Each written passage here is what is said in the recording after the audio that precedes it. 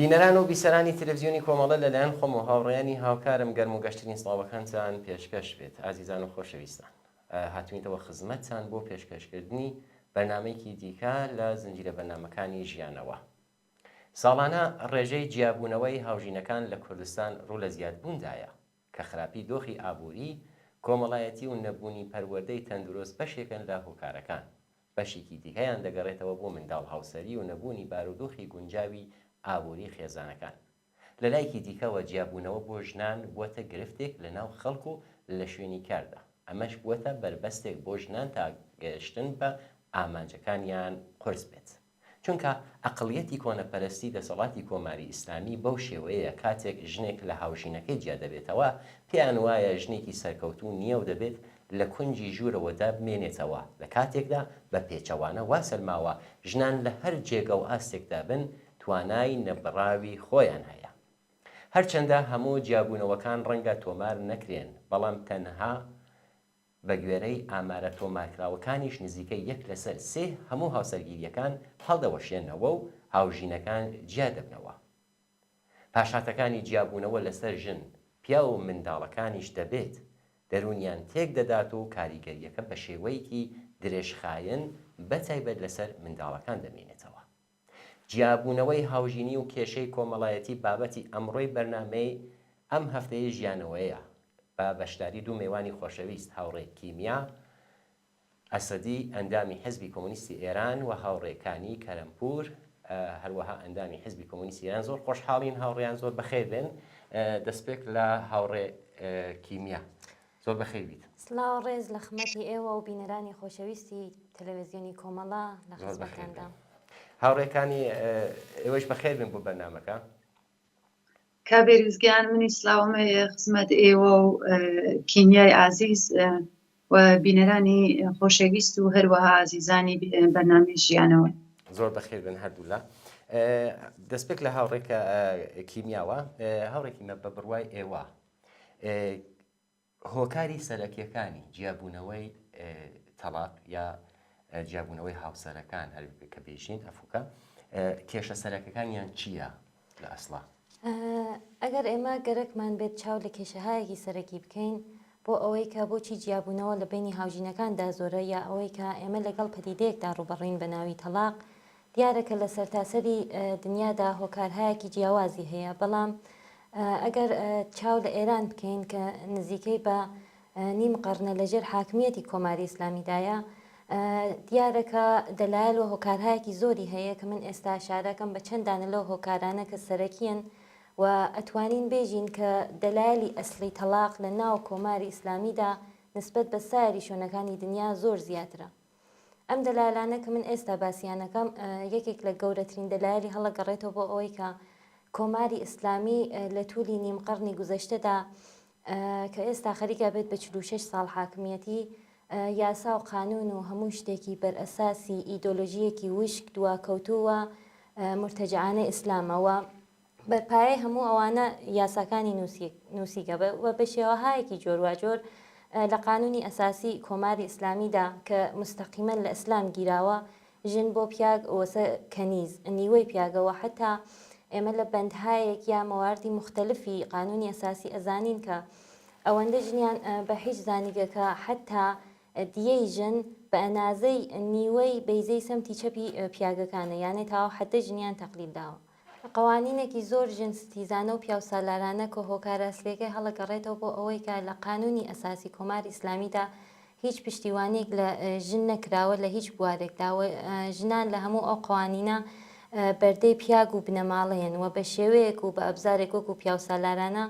لەگەڵ ژندا بەرخورد دەکەن. ئیسا چە لە ناو بنەماڵەیدا بەدەست باوک یا برا یا حتا پیاگەکانی بنەماڵەی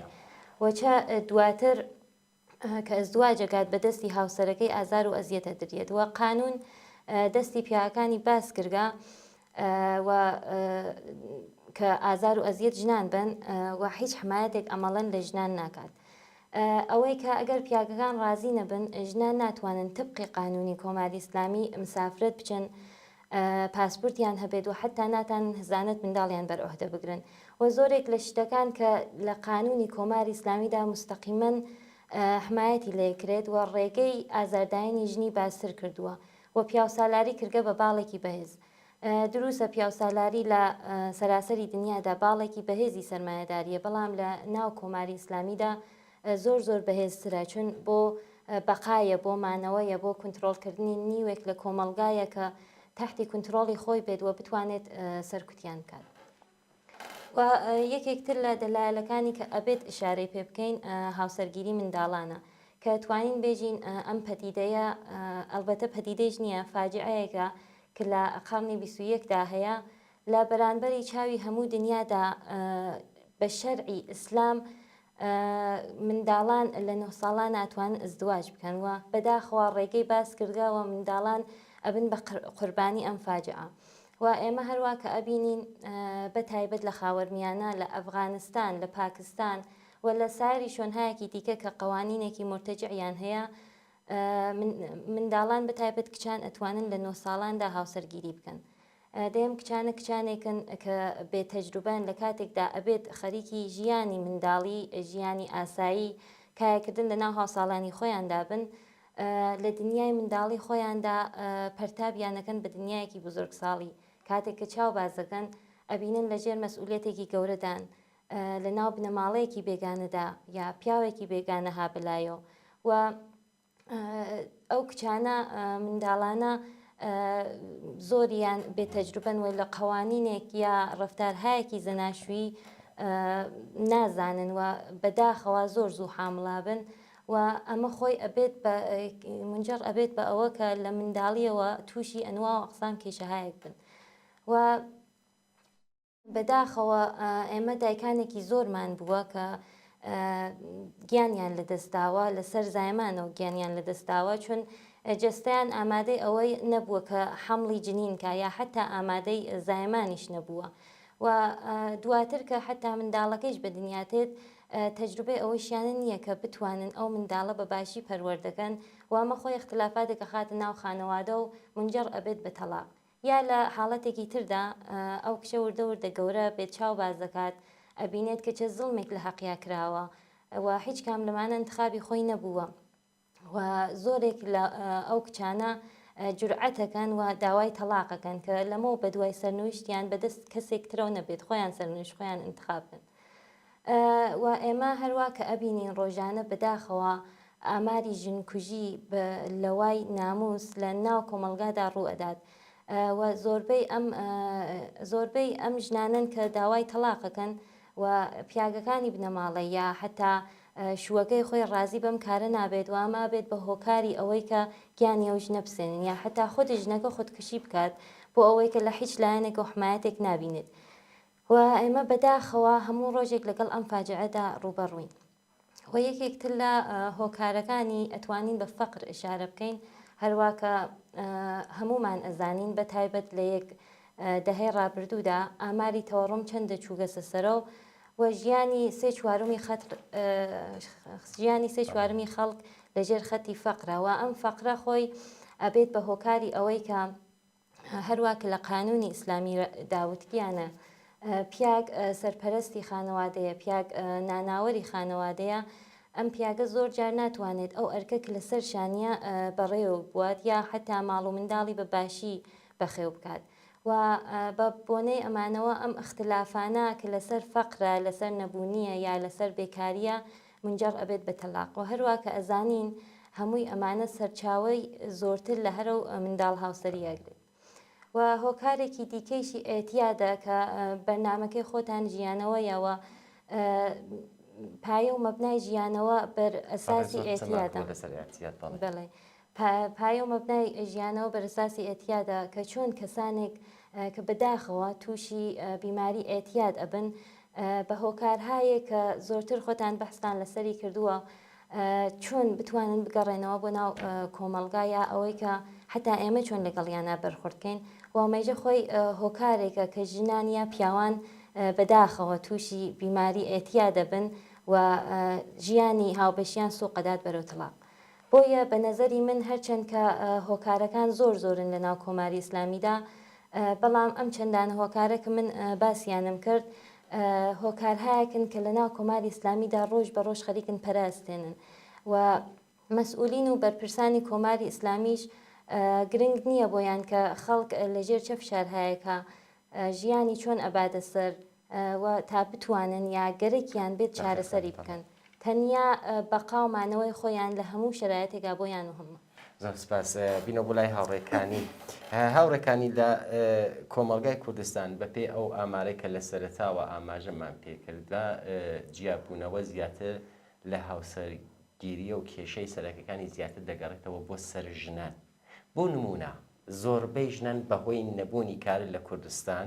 زۆرتر دەخرێنە پەرابێزە و لە ناو کۆمەلگا کەمترین دەرفەتیان پێ دەدرێت کە سەربەخۆ بن، یعنی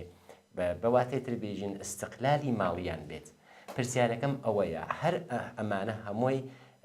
لە بواری دەرونیەوە تووشی چەک گرفتێک دەبن زیاتر ژنان کە هاوڕێکیمیا زۆرتر سەرەکیەکانی وت ینی کێشە سەرەکیەکانی وت، بەڵام باسی دەرونیەکەی بکەین لە بواری دەرونیەوە تووشی چەک کێشە و گرفتێک دەبن. وایە دەستخۆشیەکەم لە کیمیا بۆ قسە جوانەکانی بەڕاستی شارەی بە زۆر شتی گرنگ کرد لە قسەکانیا، بەڵام ئێمە ئەگەر چاو لەوە بکەین کە ژنان کارم بە کێشە کۆمەڵایەتیەکان نییە، بەڵام لە بواری دەرونیدا پرسیارەکەیەوە تووشی چه کێشەیەگە بن، ئەبێ چاوێک لە کوردستان بکەین. کوردستان پارێزگایەک کە ستەمی ساڵهات یانێ لە یەکسەدەی ڕابردووە بە تایبەت لە نیم قەرنی گوزەشتا کە جمهوری ئیسلامی هاتە سەرکار بە شێوەیەکی زۆر خراپ لەگەڵ ستەمی نەتەوایی ستەمی ملیدا ڕوبەڕووە. کاتێککە ئەم ستەمە هەیە خۆ معلومە ژێرساختی ئابووریە اقتصادی نییە و نەبوونی ژێرساخت هایە اقتصادی منجەرە بێ بە بێکاریەکی گۆستەردە و پیابوونی کار زۆر سەختە لە پارێزگای کوردستاندا بە تایبەت، هەرچەندکە کیمیای جێسارەی کرد لە هەموو ئێراندا ئێستای مەشاهیدی تەوەڕۆمی زۆر مەسەن لە سەدحی سەرەوەین بێکاریەکی زۆر، بەڵام یەکێک لە پارێزگاکان کە زیاتر لەگەڵ بێکاری ڕوبەڕوە فکرکەم دووەمین یا سەوەمین پارێزگای ئێرانە کوردستانە. کاتێککە ژێرساختی اقتصادی نەبی معلومە کار زۆر سەخت پێیابێ و بەتایبەت بۆ پیاوانی سەچ بەرسە بە ژنان کە یا پێیا نابێ کارکردن یا چەندین بەرابەر سەختتر لە پیاوان کار پێیاکەن ژنان. هەموو ئەوانە دەست بەدەست یەکەدا کە ژن زیاتر لە کۆمەڵگای دەرەوەی ماڵ لە کۆمەلگا دوور بێوە بخرێتە گۆشەی ماڵەکان. کاتێککە بێکارە بێ معلومە کۆمەلگا بەتایبەت ئەگەر ژنێک بێ ژنی تڵاق بێ یا متەلەقە بێ لە فەرهەنگی ئێمەدا لە دیدی خەڵکی ئێمەدا ژنێکە کە زیاتر ئەخرێتە ژێر چاودێری چاوی لەکەن بزانن چییە کاخەرێکی چییە بۆچی تڵاقی گرتووە کێ هاتوچوویەکە بوویە ئەم ژنە بە جۆرێک ئەخەنە ژێر کۆنتترۆلی خۆیان و ئەم ژنە سەو ئەدەن بەرەوەی کە گۆشەگیر بێت تووشیانما وەقسامی نەخۆشیایی دەرونی بێ خەمووکی بگرێ. زۆرێک لە نەخۆشیەکانی تر کە بەداخۆ لەناو کۆمەلگای ئێمەدا ڕۆژ بە ڕۆژ زیاتر پەرەسێنێ بە علاوەی پەدیدەهایەکی تر کە کیمیای شارەیەکی بە بازێکی کرد، بەڵام هەموو ئەوانە دەست بەدەستی یەکەدا کە ئەو ژنە لە جامعە دوور بکەریێتەوە لەوەی کە چۆن خۆی نیشان با، چۆن نیازەکانی خۆی سەرکوت بکە، چۆن مەسەڵەن هاتوچوەکانی مەحدود بکە. هەموو ئەوانە ئەم ژنە تووشی گۆشەگیری و خەمووکیەکە.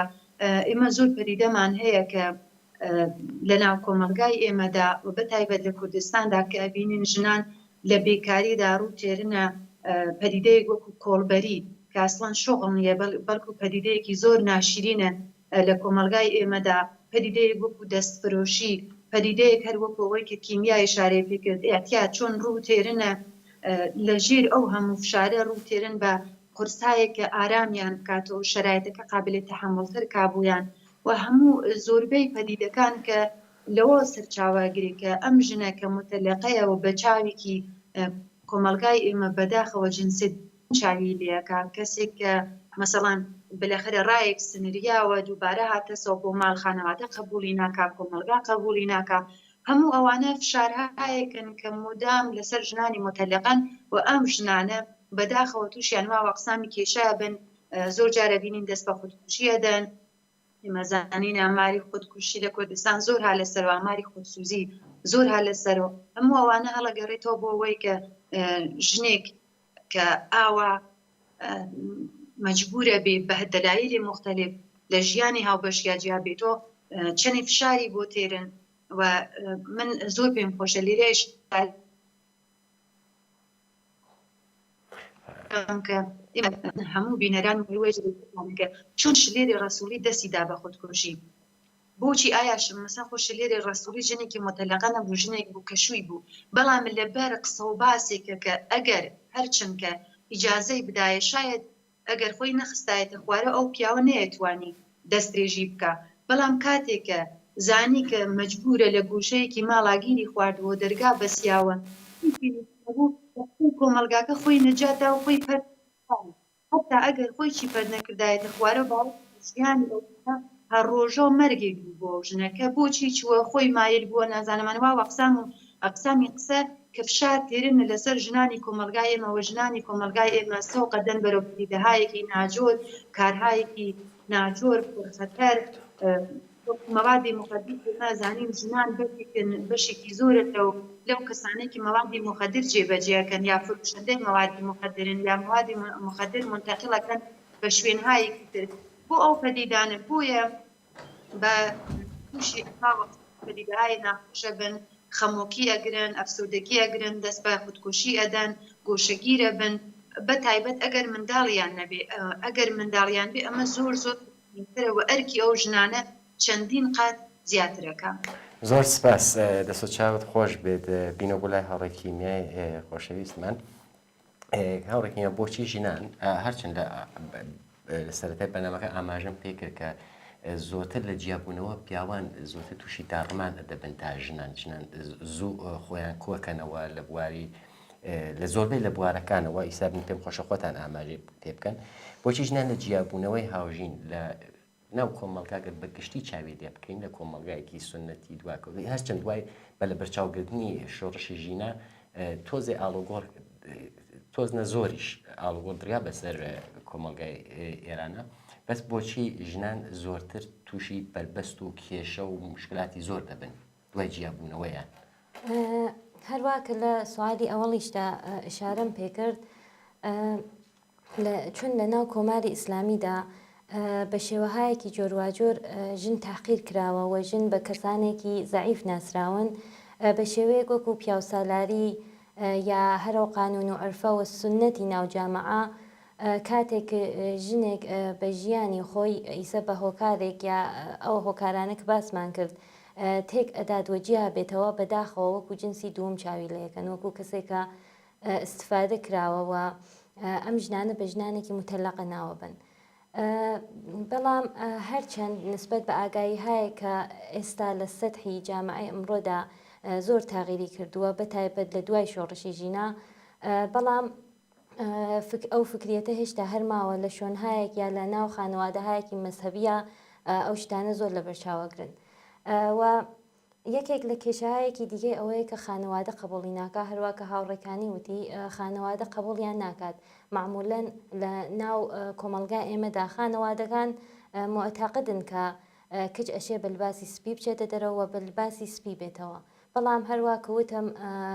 ئەم نسبەت بە ئاگایی هەیە کە لە سەتحی جامعەدا وجودی هەیە ئەم دیدگا زۆر تاغیری کردووە بەڵام ناتوانین بێژین کە بە تەواوی لاچووە بۆیە زۆرێک لەو کەسانە کە تەلاق ئەسێنن خانەوادەکەیان نایان هەوێت و حمایەتیان لێ ناکات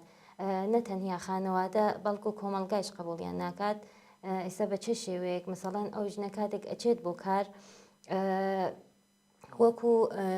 ئەبزارێکی جنسی چاوی لەیەکەن و کاتێک دواتر ئەچێتە سەرۆکارە داوای ڕابطەی جنسی لەیەکەن بۆیە کار بۆ ژنان لە ناو جامعەدا زۆر زۆر سەختە بە تایبەت ژنانێکە تەلاقیان سندووە و ئێمە ژنانێک کە تەلاقیان سندووە بۆ هۆکارانە و یەکێکەوەی کە کار پەیانایە بۆ یان یەکێکەوەی کە خانەوادە قبوڵیان ناکات یا ئەوەی کە یەکێکی تریژی حتا ژنان بۆ ماڵگرتن ژنانێکە بە تایبەت تەلاقیان سندکە بۆ ماڵگرتن لە ناو کۆمەلگادا زۆر زۆر سەختە چون بە چاوێکی دیکە و تماشایەکەن وەک ئەوەی کە ئەم ژنانە کێشەدارن و بەم هۆکارانە و ژیان بۆ ژنانە کە هاوسەرەکانیان جیابنەوە ناتوانن ژیانێک باش بۆ خۆیان پێک بێنن. بۆیە زۆرێک لە ژنان ئەبینین بەداخەوە بۆ ئەوەی کە سکی خۆیان یا سکی منداڵانیان تێرکەن ئەکەفنە بەعزە کارهایەک وەکو تەنفرۆشی یا مەواد فرۆشی کە ڕۆژ بە ڕۆژ ئەم پەدیدە یا ئەم فاجعە لە ناو جامعەدا خەریکە زیاد دەبێت و ئەمانیشە هەمووی ئەم پەدیدانە سەرچاوی هەر هەڵەگەڕێتەوە بۆ ئەو قانون و یاسا و یا ئەو سنەتە کە لە سەتحی جامعەدا حاکمە. سپاس. هاوڕێکانی هەروەها کە لە سەرەتای بەرنامەکە ئاماژەمان پێکرد هەم ئەقڵیەتی کۆنەپەرستی پیا و سالاری بە شێوەیەکە کە ژنان لە ماڵەوە زۆرتر گرێبەست دەکات ناهێڵێت ژنان بەو جۆرەکە هاوڕێکیمیا ئاماژەی پێکرد ئەو سەر بەخۆی ئابوووریانە ببێت هەم ئەوەی کە زۆربەی لە خاوەن کارەکان بە جۆرێک ئەگەر ژنێک تەک سەرپەرست بێت یان ئەوەی کە سەرپەرستی بنەماڵەکەی لەسەر شانی بێت خاوەن کارەکان بە جۆرێک نایان بنە سەرکاری ئستخدامیان ناکەن ئەمە چەدا چە ڕادەیەک زەرمەندە بۆ ژنان. دیارە لە قسەکانی خۆتانە ئیشارەتان پێکرد کە زەرمەندە زۆریش زەرمەندە تەماشاکە ئیسە کۆمەلگای ئێمە بەتایبەت لە کوردستانە لە بێشکی ئیشارەمان کە کە چەنێ ڕادەی بێکاری زۆرە و کارکردن بۆ ژن چەنێ سەخت مەسەڵەن بەدەستی و ژنە توانێت کارێک پێ بکە و دیارە کاتێکە کارێک پێکە کاتێکە منێ کارفەرما منێکە ساحیب کارم ئەگەر چاو لە ژنەکە بکەم مەسەڵەن متەلەقەیە زۆربەی ئەلبەتە ئێوە ئیشارەتان کرد کە دوای شۆڕشی ژینا زۆر شت تاغیری کردووە واقعانەوە هیچ کەس ناتوانێت ئینکاری کارکە زۆر شت تاغیری کردووە بەڵام باتەوەجۆ بە خشونەتهایە کە نسبەت بە ژنان هیچ تارماوە لە ناو کۆمەلگای ئێمە کوشتنی ژنان کە ئێمە بینین ئامارەکەی ئەسڵەن کەم نەبووە بەڵکو چووە سەرەوە نسبەت بە ساڵانی پێش و هەموو ئەوانە نیشانەدا کە ئەم شێوە بەرخوردە لەگەڵ ژنان ساڵهای ساڵ مبارزە بە ساڵهای ساڵ ئەمە بێ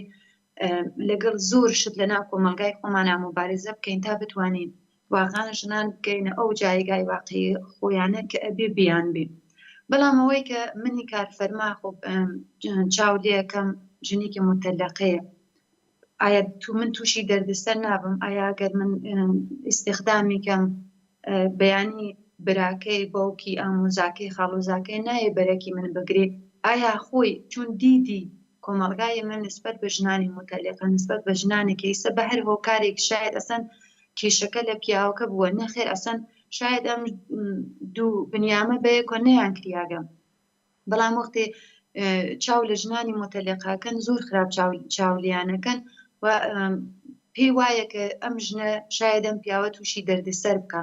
یان نەخێر چوون ئەزانێت ژنێکە واقعان احتیاجی هەیە بەکارکردن خۆمان ئەزانین ئێستا کارهایەک وەکو مۆنشیگەری یا مەسەڵەن فروشەندگی لە ناو دوکانەکان ئایسە هەر دوکانێک بێ زیاتر بە ژنان ئەیدەن ئەوە قسەی یەکەن کە مجەڕەد بێ چونی ژن دەردسەری کەمترە دواییش ئەگەر بیدەن بە ژنێکی متەلەقە دەستمزدەکەی چەندین بەرابەر کەمترە لەبەرەوەی کە ئەزانن کە ئەوە احتیاجی هەیە هەرچند کە من وتم لە سەرەتایشە وتم ئەوەڵەن لە کوردستان کار زۆر کەمە پیاکردنی کار زۆر سەختە و بەتایبەت بۆ ژنان بەڵام ئەگەر هیچ پێیا بێت کارفەرما چەندین قات زوڵمەکە لە ژن لەبەر ئەوەی کە بەتایبەت ژنی متەلەقە لەبەر ئەوەی کە ئێژی احتیاجی و ئیستیسماریەکە بشی بەهایەکی جۆراژۆر کیمیا ئیشارەی بەوە کرد کە وەکو ئەبزار چاویان لێەکەن دقیقاً ئیستا من نایژم کۆمەلگای ئێمە فقط لە کوردستانە بەڵکو لە سەراسەری ئێران و لە سەراسەری دنیامە پێمان وانە بێ وڵاتانی ئوروپایی وەکو ئەبزار چاو لە ژناکەن اتفاقاً ئەوان بە شێوەی نوین بەردەداری نوین چاو لە ژنانەکەن ئەگەر ئەمە نەبێ بە جیاوازی ئەوەی کە ئێمە بەحسی کاتێکە بەحسی کۆمەلگای خۆمانەکەین مابەقی وڵاتەکانتر بە باش بزانین یا پێمان وابێ کە وەزعیەتی ژنان دروستە بە نسبەت باشترە بەتایبەت ئێمەیەکە لەژێر یا تحتی حاکمیەتی کۆماری ئیسلامین و چەندین قات ژنان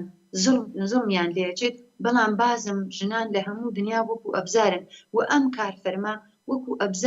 ئەبزارێکی زەعیفتر چاو لە ژنی متەلقەکە وەختێکە یا ئەچی بۆ مەسەن داوای کارەکە هەر ڕۆژی ئەوەڵ پێژی بە نوعێک حاڵێگەکە کە ئەلبەت ئەمە تۆهین نەبی بە هەموو کارفەرمایەک یا هەموو پیاوێک ئێمە بژینی سە هەر کەسێک لە شوێنێکە کارەکە قەتەنەوە پیشنهادیانە داوە یا کارفەرماکەی هەمچین فکریەتێکی هەیە یا ئەو ژنە حتمەن تەنی داوە نا بەڵام ئەو شتانە لە ناو کۆمەلگای ئێمەدا هەیەوە ئێمە بێ بەحسی بکەین کە وەکو ئەبزار چاو لە ژنانەکان ئەبزارێکی جنسی چاو لە ژنانەکان چۆن ئەوەی کە ئێمە ئەبینن و ئەیگەڕێنەوە حتا جوانهایە کە مەدارێکی باڵای تەحسیلیان هەیە دێن قسەکەن ئێمە کلیپایەکە ئەوان لە سوشیال میدیا بینین کە وتیانە هەر ڕۆژی ئەوەڵ ئێمەیان دەستماڵی کردووە یا پیشنهادهایەکی جۆراوجۆریان داوە بە ئێمە بۆیە هەموو ئەوانە ژیانی ژنان وە بەتایبەت ژنی متەلقەکە ستەمەکەی کە خشونەتەکەی مۆزاعەفەکە زیاترە لەسەر ژنان و بەداخەوام کە کۆمەلگای ئێمە بەجێگەی ئەوەی کە یارمەتی هەمچین ژنێک بین و بتوانین دەستی ئەو ژنە بە هەر شێوەیەک بتوانیش دەستی ئەو ژنە بگرین تا بێتۆ سەر ژیانی عادی خۆی هاوکاری و هاودڵی بکەین لەگەڵیا ئێمە ژیانەکە چەندین قات سەختەرەکەینەوە بۆی زۆر سپاس بینەوە بۆ لای هاوڕێکی نییە خۆتان ئاماژەتان پێکە کە ژنان هەروەها هاوڕەکانیش ئاماژێت کە ژنان لە محیتی کارە لە شوێنی کارە تووشی چەک گیرۆگرفتێک دەبن ژنێک حەزەکە لە بواری ماڵیەوە سەربەخۆ بێت لەبان پای خۆیەوە بێسێ واتایتر ژنان ئەبێ لە کاتی لە شوێنی کارە چه ئاسانکاریکیان بۆ بکرێتەوە بەس فقط بە کورتی وەڵامیان پرسیانمان بیتەوە کاتی بەناوەکمان کەمە کارێک نییە کە ژنان بیکەن چون ئەو کارانە ژنان لە ناو مافیانە ئەلبەتە دوو ڕۆژ مرەخەسیان هەست لە مانگە دوایەوە مرەخەسی زایمانیان هەست مرەخەسی نەخۆشی ماگانیان هەست من خۆم لە ناو کۆمەلگادا بووم و تەکە و مشکلاتە دەست و پەنجەم نەرم کردگە بەواقع کاتێکە ئەچێتە سەرکار لە نگاهایەکی جنسیش ڕەنج ئەوە حتا مرەخەسیەکیان نییە من لە ناو کارێکدا بووم کە حتا لە ناو مانگا ڕۆژێکیش مرەخەسی نادەن احترام بۆ ژنێک کە ئەگەر نەخۆش بێ قائل ناون و هەروواکە شارەمان پێکرد هەروە هاوڕێکانی ژنان کاتێککە ئەزانن ئەو کاریانە احتیاجە هەمومان ئەزانین کە حەقدەستی ژن نیوەی حەقدەستی پیاوەکانەوە حتا و حەقدەستیشیە پێنان و زۆر کەمتر لەو حەقدەستیە پێن بۆیە ژنان لە ناو کۆمەلگادا زۆرتر فشارەکان لەسەر ئەو ژنانە بەتایبەت ژنانێکە تەلاقیان سندووە. زۆر سپاس. هاوڕێکانی سەرجەم ئەرکی حکوومەت چییە بەرامبەر بە ژنانێک کە بە قەوڵەکەی خۆت وتم متعلقەن یان ئەوەی کە ئیسەیان کە هاوسەرەکەی لەدەستداوە یان ئەوەی کە جیا بووەتەوە بە جۆرێک لە جۆرەکانی ئاسان هەر ئزدواجی نەکردووە بە تەنیا ئاژیت ئەرکی حکوومەت چییە بەرامبەر بۆ ژنانە؟ پێش لەوەش بابی پرسیارەکەتان بەمە من پێم خۆشە ئیشارەیەک بە شتێکی زۆر کورت بکەین ئێمە کاتێککە بەحسی تەلاقەکەین یا جیابوونەوەکەین نابێ وەکو پەریدەیەکی ناشیرین یا کارێکی زۆر خراپ بەحسی لێ بکەین ئەوە ئەو شتەیە کە خودی ئیسلام گەرەکیە کە ئەسان شتێک بە ناوی تەلاق نەبێژن هەم مۆدام لە خزمەتی پیاوە بێ کە نیزی پیاوە بێ کە نیزی ماڵ بێ بە ئەسان شتێک بە ناوی جیا حتا ئەگەر چەندین ژن ئەو پیاوە چەندین بارتر ئێزدواج بکە بەڵام ئەو ژنە حەقی تەلاقی نەبێ هەروە ئێمە خۆمان نەزانین لە ئیسلام و لە قەوانینی کۆماری ئیسلامیدا حەقی تەلاق بە ژن نییە بە پیاوە بۆیە ئەمە ئەوان گەرەکیانە و تا ئیستەیچە بەشێک بە لە تەریقی مەزهەب و سنەت و عرف و ئاین و ئەو شتانە موافق بوونەوەیە کە تەلاق پەدیدەیەکی زۆر خراپە ژن ئەبێ تاحتی هەر شرایطێک سەردا بخە تەمکین بە پیاو بکات تەمکین بە قەوانینی ئیسلام بکە بە قەوانینی جمهوری ئیسلامی بکە من گەرەکمە بێژم جیابوونەوە حەقی ئاسایی هەموو ژن و پیاوێکە ئەسەن گیرەم ئەزدواجێکی ڕەسمی چیان نەکرد دەبێ جیابوونەوە حەقی هەموو کەسێکە دوو مرۆڤ کاتێکە بە یەکەوە ئیستا بە ئاگاهیەوە بێ بە هەر دەلیلێک و بە هەر هۆکارێک ئیزدواجیان کردووە بە خۆشەویستی بێمە بنای ئیزدواجیان لە مەقتەیەکە تا مەقتەیەک توانیانە لە مەقتەیەکە چاولەیەکە ناتوانن پێکەوە بژین ئەوە حەقی ئاسایی هەموو مرۆڤێکە هەموو ژن و پیاوێکە کە ژیانی هاوبەشیان تشکیلداوە بووی ئێمە ئەبێ وریا بین لەوەی کە تەلاق وەکو پەدیدەیەکی ناشرین جلوە نەدەین بەڵکو ئیسلام بە خودی کۆماری ئیسلامیە کە تەلاق وەکو پەدیدەیەکی ناشرین جلوە ئەداوە هەر ئەوەی کە